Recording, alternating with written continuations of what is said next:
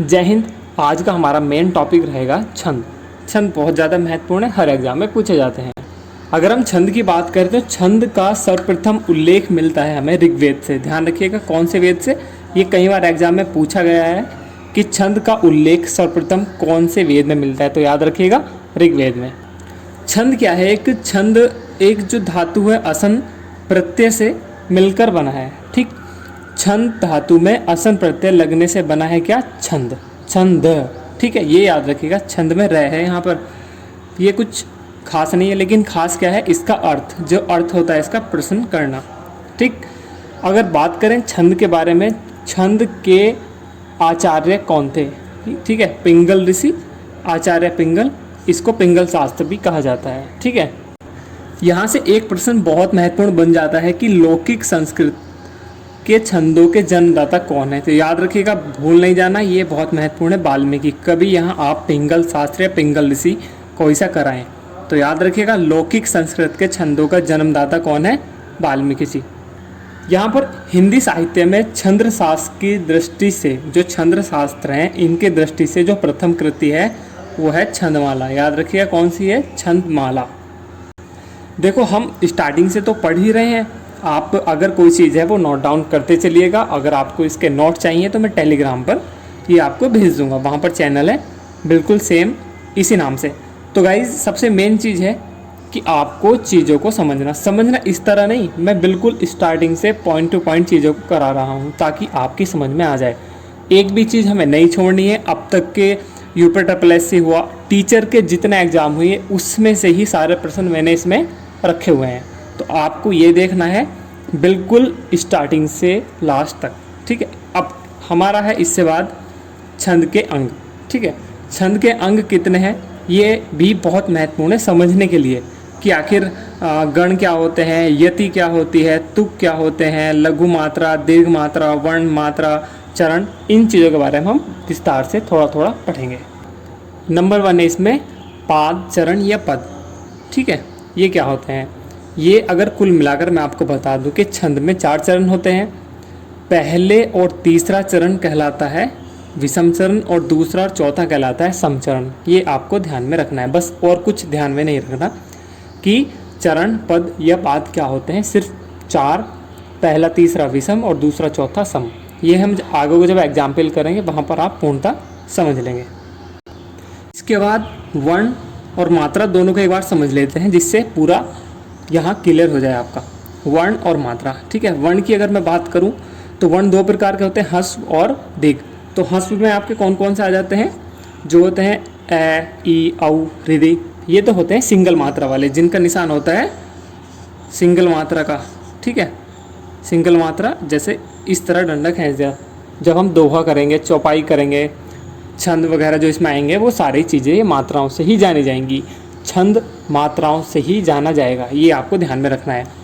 दूसरी चीज़ दीर्घ। दीर्घ जैसे आ, बड़ी ई, बड़ा ऊ, है ना। ठीक है, अगर अब मात्रा की बात करें तो लघु मात्रा तो सिंगल होगी और दीर्घ में एस इस टाइप से बनता है, यानी ये 2 मात्रा का सिंबल होता है, ये सिंगल मात्रा का सिंबल होता है। ठीक है, तो वर्ण मात्रा यहाँ पर आपका क्लियर हो गया। इसके बाद कोई ज़्यादा खास नहीं है, छोटा छोटा समझ लीजिए। संख्या क्रम यानी क्रम, जैसे लघु, गुरु। ठीक है, इसमें अगर बात करें गण, तो गण 3 वर्णों। ठीक है, अगर लेकिन ये गण 8 प्रकार के होते हैं, जैसे यगण हो गया, है ना, तैगण हो गया। तो ये इसकी शॉर्ट ट्रिक है, आप ये देख सकते हैं, डीपली आपको देखना है तो ये 8 के 8 गण यहाँ लगा, इसमें छोड़ दीजिएगा, सह तक ही आपके ये गण बैठेंगे। ठीक है, अब गति क्या होती है? गति यानी प्रवाह। ठीक, और यति और विराम ये मेन है। जैसे हम कोई भी दोहा वगैरह पढ़ते हैं तो कहाँ हमें रुकना है, रुकने के स्थलों को यति ही कहा जाता है। अब तुक क्या है? तुक है चरण के अंत में आने वाले समान वर्णों के लिए। ठीक है, वर्णों को ही तुक कहा जाता है, ये बात आपको ध्यान में रखनी चाहिए। ये 8 के 8 छंद के अंग आपको ध्यान में होने चाहिए। अगर आपको ये अंग का नहीं पता तो आप छंद नहीं कर पाएंगे। ठीक है, उसके बाद कौन कौन से छंद हैं, उसके भेद हैं, वो हम पढ़ेंगे। छंद के भेद। छंद के भेद ये एक बार प्रश्न आ चुका है। छंद के कितने भेद हैं तो याद रखिएगा 3 हैं। कौन कौन से? वार्णिक छंद, मात्रिक छंद और मुक्त छंद। ठीक है, लेकिन हमें अधिकतर फोकस करते हैं मात्रिक छंद पर। और मात्रिक छंद में एक होता है आपका सममात्रिक छंद, अर्ध सममात्रिक छंद और विषम मात्रिक छंद। ठीक है, मुक्त और वार्णिक काफ़ी कमाते हैं, ज़्यादा जो बड़े एग्जाम होते हैं जैसे टीजीटी हुआ, पीजीटी हुआ, इनमें आ जाते हैं। लेकिन अगर नॉर्मल एग्जाम की मैं बात करूँ जो आजकल होते हैं, जैसे हिंदी में यूपी टैट वगैरह के होते हैं, तो इसमें मात्रिक छंद ही आपके लिए इनफ होगा। ठीक है, तो सबसे पहले हम चलते हैं मात्रिक के सममात्रिक छंद पे। ठीक है, कौन से छंद पर? मात्रिक के सममात्रिक। ठीक है, मतलब मात्रिक के रूप एक सममात्रिक कह सकते हैं, सममात्रिक छंद। सममात्रिक छंद चौपाई। अब देखो सममात्रिक का मतलब सम मात्राएं, मतलब कि समान मात्राएं, याद रखिएगा। अब चौपाई है, चौपाई के कितने चरण होते हैं? 4 चरण होते हैं। ठीक है, चौपाई के 4 चरण हैं। चारों में कितनी कितनी मात्राएं होती हैं? चारों में कितनी कितनी मात्राएं होती हैं? प्रत्येक चरण में देखो चौपाई है, चौपाई के 4 चरण होते हैं, प्रत्येक चरण में 16 मात्राएं होती हैं। ठीक है, कौन कितनी मात्राएं होती हैं? 16 मात्राएं, ये याद रखिएगा। देखो सभी ने हनुमान चालीसा पढ़ी होगी।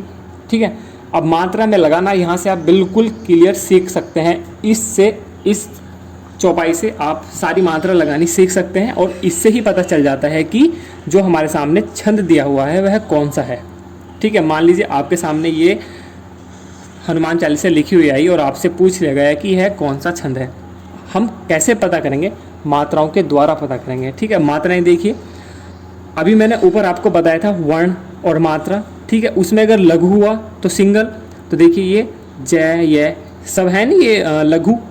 ठीक, देखो सिंगल मात्रा है सिंगल फर्स्ट। और ये देखो आ गया नहीं यहाँ पर दीर्घ माँ है ना, तो यहाँ 2 मात्राएं, नैप 1 मात्रा है, और ये पूरा ज्ञा 2 मात्रा है, और नए सिंगल 1 मात्रा है। बस ध्यान रखिएगा जहाँ डबल आ जाए, यानी वही बताया था मैंने 2 प्रकार, लघु और ह्रस्व।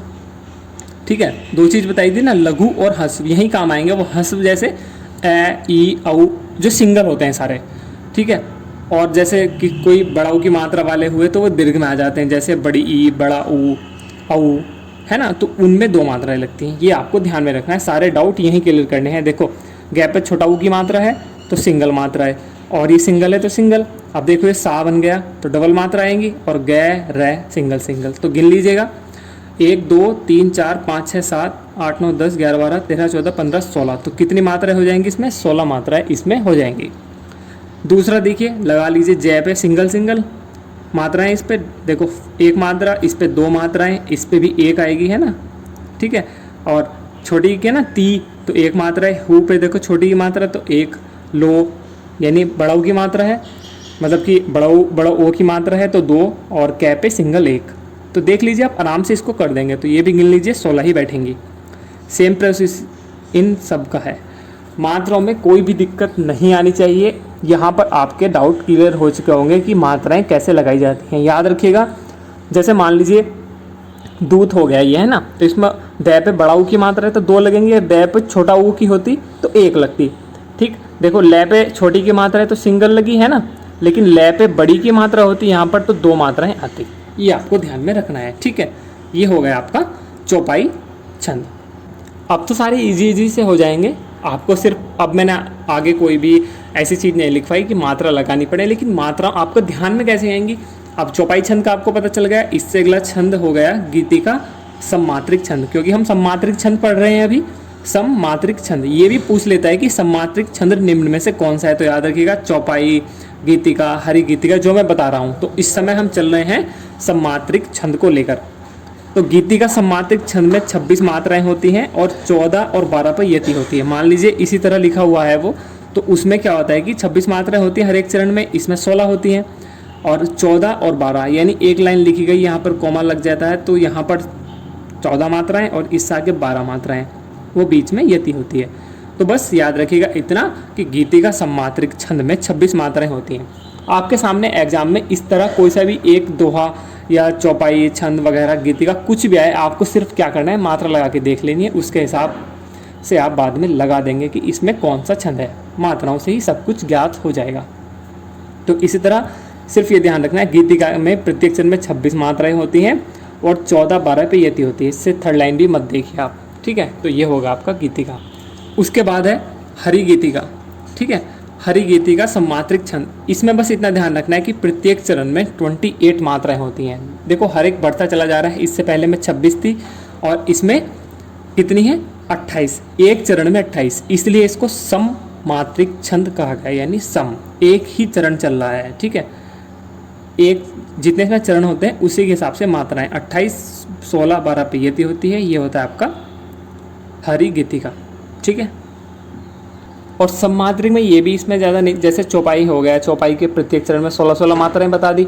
अब ये तो इसमें नहीं बताया कि इसमें इतने चरण हैं या इतने चरण हैं। ठीक है, तो ये भी ध्यान में रखना है।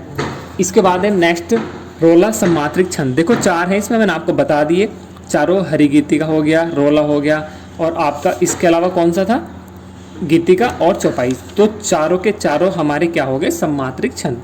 ठीक है, रोला के बारे में पढ़ लेते हैं। इसके प्रत्येक चरण में कितनी मात्राएं होती हैं, 24 मात्राएं। ठीक है, और 11 और 13 पर यति होती है। ठीक है, 11 और 13 पर यति होती है। जैसे चलो इसका एग्जाम्पल मैंने लिख दिया, प्रत्येक चरण के अंत में 2 गुरु या 2 लघु होते हैं। शॉर्ट ट्रिक ये आप देख सकते हैं पहचानने की, बस सिर्फ लास्ट में आपको ये देखना है कि 2 गुरु हो जाते हैं या 2 लघु। तो देखो पाता 2 मात्राएं होगी, दोनों एक जैसी होगी, जाता 2 मात्राएं एक जैसी हो गई। ये आपके लिए है, वीडियो को रोक कर आप इसको नोट डाउन कर कर देखिएगा कि इसमें मात्रा कितनी कितनी लगी है, क्या ये रोला सममात्रिक छंद है या नहीं।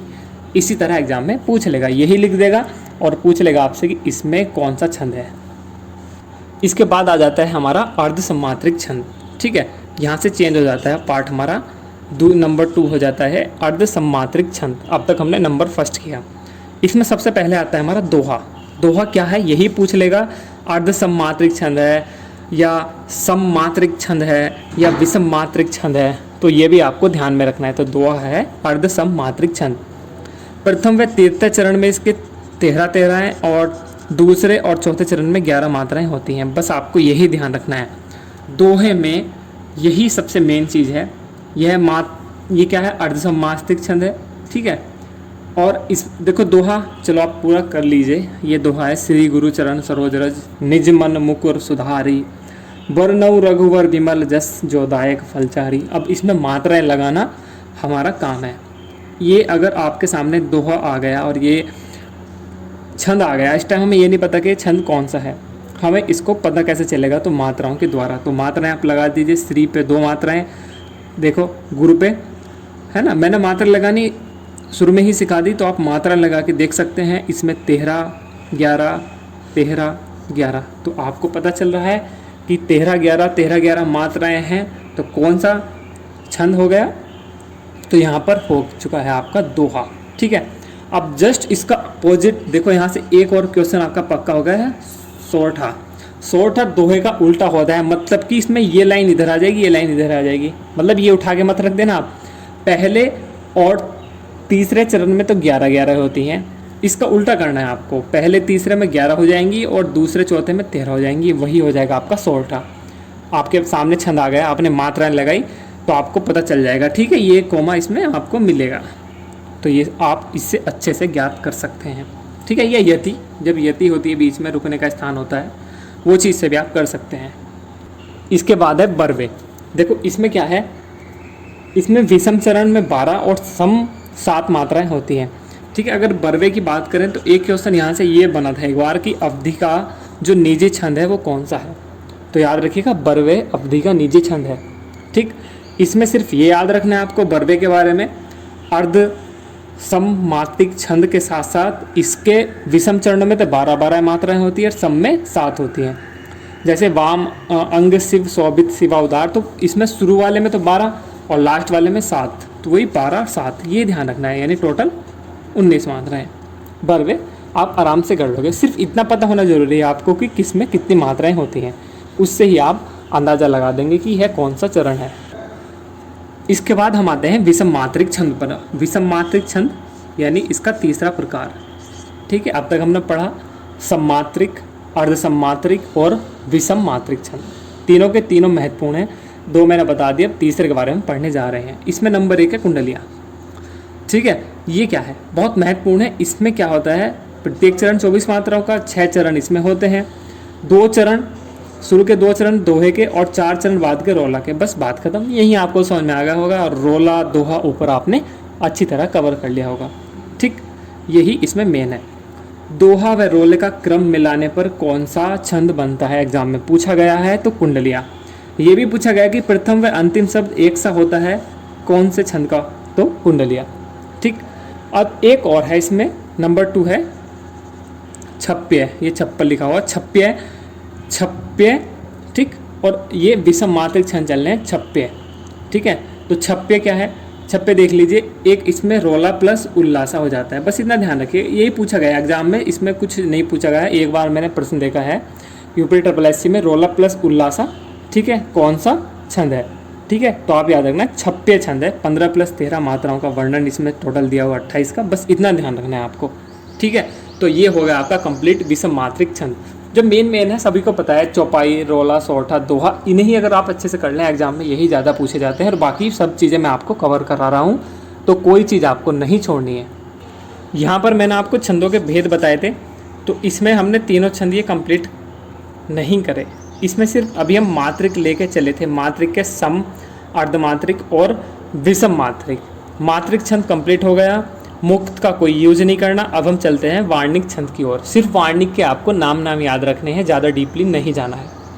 वार्णिक छंद, ठीक है, ये रहा वार्णिक छंद। इसके 8 रूप इसमें वर्णन किए गए हैं। तो सवैया, ठीक है, ये पूछ लिया गया था सवैया कौन सा छंद है, तो वार्णिक दूत्र हो गया, इंद्रवर्जा, उपेंद्रवर्जा और मंद्रकांता, मालिना, शालिनी और बसंत तेलका। तो इसमें सिर्फ अब तक 2 या 3 क्वेश्चन आए हैं। अगर टीचर और यूपी SSS की मैं बात करूं, टीचिंग और यूपी SSS में, तो इसमें एक बार तो ये क्वेश्चन आया था कि इसमें कितने वर्ण होते हैं, तो 15 वर्ण होते हैं, 7 8 पर यति होती है, 7 और दूसरे में 8। ठीक है, ये पूछा गया था। और एक बार पूछा गया था कि इंद्रवर्जा कौन सा छंद है, तो 2-3 प्रश्न आए थे, तीनों मैंने इसमें से ही आपको बता दिए हैं। ये था आज का छंद का कंप्लीट वीडियो। मैंने इसमें छंद के सारी चीज़ें इसमें ऐड कर दी हैं, कोई भी आपको प्रॉब्लम नहीं आएगी। अगर छंद से संबंधित कोई भी प्रश्न है तो आप कमेंट में मुझे बताइएगा। मिलता हूँ आपसे अगली और बेहतरीन वीडियो के साथ। तो गाइज़, तब तक के लिए आप सभी का बहुत बहुत धन्यवाद। जय हिंद।